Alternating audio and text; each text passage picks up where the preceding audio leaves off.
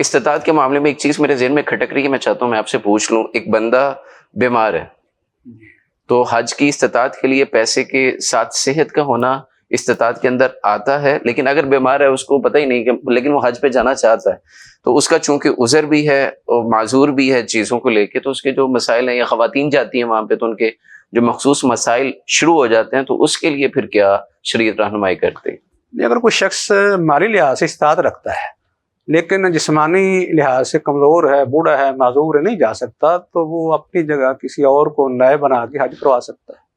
حج بدل حج بدل جس کو کہتے ہیں. ٹھیک ہے. حج بدل اس کا اپنا کوئی بیٹا ہے، بیٹی ہے، بھائی ہے، یا کسی اور کو بھی حج کروا سکتا ہے، لیکن شرط یہ ہے کہ جو اس کی طرف سے حج کرے گا اس نے اپنا حج پہلے کیا ہوا، پھر اس کی طرف حج کرے، یعنی وہ پہلے سے حاجی ہو.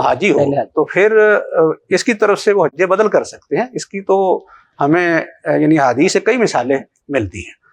یعنی اس میں جو حج بدل ہے اس کی ایک صورت یہ ہے کہ ایک آدمی خود معذور ہے، بوڑھا ہے، یا کسی بیماری کی وجہ سے وہ سواری پر بیٹھ سکتا، سفر نہیں کر سکتا، یہ صورت ہے.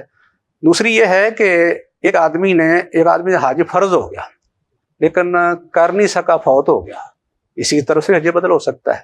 یا کسی آدمی نے، مرد ہو یا عورت، اس نے نظر مانی تھی میں نے حج کرنا ہے لیکن حج کیے بغیر وہ فوت ہو گئی، تو اس کی نظر کو پورا کرنا یہ بھی اس کے ورثاء کے ذمہ ہوگا. تو یہ بھی حج بدل کی ایک صورت ہے. تو یہ جو اس کا ترکہ ہے اس کی تقسیم کرنے سے پہلے اس کا اخراجات حج کے نکالے جائیں گے یا اپنی کمائی سے کیا جائے گا؟ نہیں، اس میں اصل تو یہ ہے کہ جس کے ذمہ حج ہے نا اس کے ہی ترکہ یا اس کے مال سے حج ادا کیا ہے، اصل تو یہی ہے. ٹھیک ہے. باقی کوئی شخص اپنے پاس سے کرنا چاہے تو اس میں کوئی ماننے یا رکاوٹ نہیں ہے. بالکل صحیح ہے. لیکن اب خواتین وہاں جاتی ہیں، ٹھیک ٹھاک ہیں، تندرست ہیں، معاملات سارے صحیح ہیں، صحیح چل رہے ہیں، لیکن قدرتی طور پہ کوئی رکاوٹ آ جاتی ہے، چیزیں ہو جاتی ہیں، تو اس مسئلے میں کیا؟ ان کی رکاوٹ جو ہے وہ ایک تو ان کے مینسز ہیں کہ ماہواری کے ایام آ جاتے ہیں، تو اس میں یہ ہے کہ حج ہو یا عمرہ ہو ان کے لیے پابندی صرف یہ ہے کہ بیت اللہ کا طواف نہیں کرنا انہوں نے. یعنی مطلب یہ ہے کہ نماز نہیں پڑھیں گی، روزہ نہیں رکھ سکتی، بیت اللہ کا طواف نہیں کریں گی.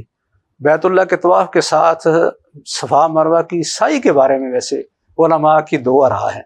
بعض کا خیال ہے کہ صفا مروہ کی سعی کر سکتی ہے کیونکہ یہ اصل میں بیت اللہ کی جو حدود ہیں اس سے یہ باہر جگہ ہے، ٹھیک ہے، اس لیے وہاں پابندی جو ہے وہ مسجد والی نہیں ہوگی. ٹھیک. لیکن بعض کا خیال ہے کہ دونوں کام یہ اکٹھے کیے جاتے ہیں.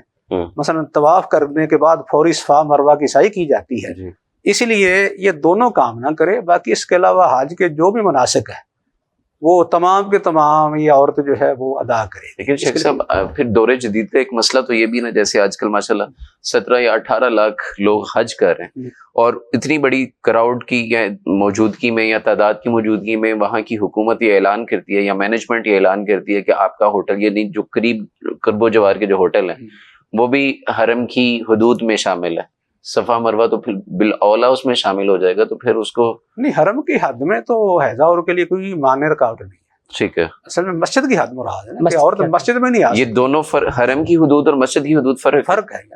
لیکن عمومی طور پہ ایک تاثر یہ لیا جاتا ہے کہ لوگ ہوٹل میں نے دیکھا بھی، نہیں ہوٹل میں تو کوئی پابندی نہیں، میں نے دیکھا ہے بیت اللہ کے اندر نماز ہو رہی ہے، ہوٹل کنسیڈر یا ڈکلیئر کر دیا گیا ہے کہ یہ بیت اللہ کا حصہ ہے، اور وہاں پہ اسپیکر لگے ہیں، نمازوں کی اذانوں کی آواز وہاں آتی ہے، تو وہ وہیں پہ باجماعت بیت اللہ کی نماز کے ساتھ اپنی ہوٹل کے کمرے کے اندر ہی شروع کر لیتے ہیں، تو سمجھتے ہیں کہ باجماعت پڑھی گئی ہے. تو ہے پہلی بات تو یہ ہے کہ ہوٹل میں ان کا نماز پڑھنا یہ بھی ملے نظر ہے کیونکہ درمیان میں وہ کتنا جو ہے وہ فاصلہ آ جاتا ہے. جی، ایک دو روڈ ہوتے ہیں، فاصلہ آ جاتا ہے، وہ سمجھ لیں کہ الگ تھلگ وہ نماز پڑھ رہے ہوتے ہیں، جبکہ کم از کم جماعت کے لیے یہ تو ضروری ہے نا کہ اتصال یعنی باقی رہے، کہ لوگ جو ہیں جو بعد میں آنے والے ہیں وہ پہلی صفوں کے ساتھ ساتھ کوئی قریب ملتے جلتے ہوں.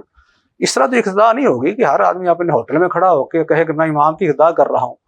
دوسرا یہ اس کا باقاعدہ مجھے اتفاق ہوا نا، میں گیا ایک دفعہ، تو ہماری جو ٹرانسپورٹ تھی اس نے ہمیں مکہ کلاک ٹاور کے نیچے اس نے ڈراپ کیا، وہاں پہ نماز ہو رہی ہے مغرب کی، بس سے لوگ نکل رہے ہیں اور وہیں پہ آواز تو آ رہی ہے نا نماز کی، شیخ صاحب نماز پڑھا رہے ہیں، انہوں نے وہیں باجماعت شروع کر دی، وہیں پڑھ کے پھر واپس چلے گئے کہ ہماری باجماعت ہو گئی. اگر پڑھ بھی لیں گے نا لیکن اس جگہ کا حکم وہ مسجد حرام والا نہیں ہوگا. ٹھیک ہے. सफ़ों का इनक़िता तो आ जाता है। मैं सिर्फ ये इस वजह से पूछ रहा हूँ कि जैसे अभी ये मसला डिस्कस हो रहा है कि वो सफ़ा मरवा की साई नहीं कर सकती, तो नमाज तो उससे ज्यादा मुकद्दम और अहम चीज है, तो ये नमाजें वहाँ पे फिर ज़ाया होती हैं? नमाजें नहीं, नमाज हो जाएगी लेकिन बाजमात नहीं होगी। ठीक है। अगर दरमियान में सफ़ों का इनक़िता आ गया ना तो वो नमाज तो उनकी हो जाएगी, अपनी पढ़ रहे हैं, लेकिन बाजमात नहीं होगी, जमात वाला सवाब उन्हें नहीं मिलेगा। जमात का सवाब उसी वक्त होगा जब वो इमाम की इक़्तिदा में वो इनक़िता के बगैर आ जाए। चिल्ला के कोई वैसे रुकावट बन जाए जैसे वहाँ बिल्डिंग के दरमियान में हायल हो जाती है, लोग बाजारों में खड़े हो जाते हैं, असल वो इमाम की इक़्तिदा ही कर रहे होते हैं, लेकिन इसके बावजूद उस जगह का हुक्म मस्जिद वाला फिर भी नहीं होता।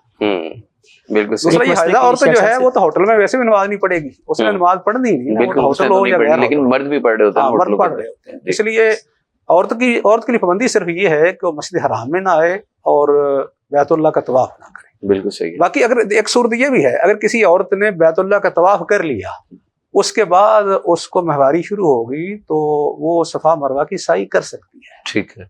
इस तरह वो अपना उम्रा मुकम्मल कर लेगी। लेकिन इसके लिए उसको कोई दम वगैरह, कोई उसके ऊपर जुर्माना वगैरह कुछ नहीं है? इसमें कुछ भी नहीं होगा उसके लिए। जैसे ही वो फ्री हो जाए, उसके मामला खत्म हो जाए, तो फिर वो पाक साफ होने के बाद दोबारा फिर क्या करेगा? बैतुल्लाह का तवाफ करेगी दोबारा। अगर उसका तवाफ जरूरी रह गया, यानी एक दोस्त ने चक्कर लगाए थे तो इस दौरान मसला शुरू हो गया, तो फिर वो शुरू से ही तवाफ, शुरू से पूरा तवाफ करेगी। ठीक है। हाँ, उसके जो पहले चक्कर हैं वो शुमार नहीं होंगे। ठीक है, नए सिरे से करेगी। बिल्कुल सही। मसला ये भी है कि बड़े अमूमन जो है ना उलमाए किराम आजकल वैसे बता रहे हैं, शेख साहब से मजीद वजाहत हो जाएगी उसकी जी, कि अगर किसी औरत की फ्लाइट का मसला है ना, उसको दोबारा मौका नहीं मिल रहा बाद में तवाफ करने का, उसके बारे में उलमा ये कहते हैं, जैसे कि शेख इब्न बाज रहमहुल्लाह का भी ये फतवा है, अच्छी तरह लंगोट बांध के अच्छी तरह तो फिर वो बैतुल्लाह का तवाफ कर ले।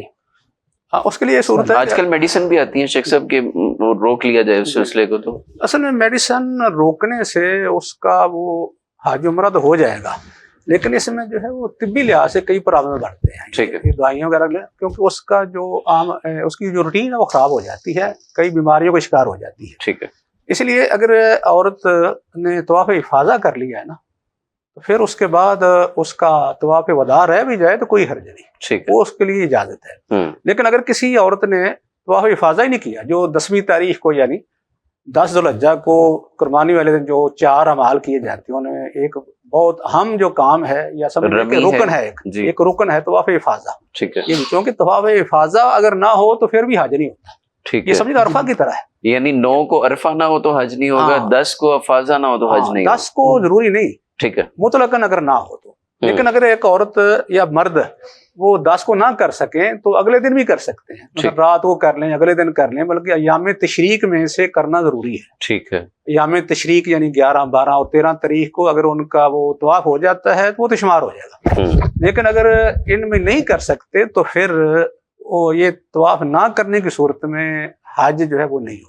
ठीक, इतना हम है। इसलिए औरत ने अगर ये तवाफ कर लिया है ना जी, उसके बाद उसकी महवारी शुरू होगी, तवाफ वदा ना करेगी तो फिर इसमें उसके लिए रुखसत है। बिल्कुल सही है। अच्छा, तो एक ये बात जो है इसके साथ, क्योंकि वो बिल्कुल मिलती है, वो ये है कि अगर किसी औरत ने तवाफ इफाजा नहीं किया जी, हज्जत, तो फिर उसका तवाफ वदा बाकी रह गया, क्योंकि ये तवाफ जरूरी था, ये रह गया, फिर उसको तवाफ वदा ये जरूरी है। ठीक है, यानी उसका पहला अगर रह गया तो दूसरा लाजमी करेगा। एक तवाफ तो उसने करना है। ठीक है। अच्छा, ये तवाफ ज़ियारा, लेकिन एक बात जो कुछ साल पहले हो चुका है, मैं कहा ये मुकम्मल हो जाए जी, वो ये है कि तवाफ इफाजा अगर कर चुकी है ना जी, तो तवाफ वदा उसने करना है।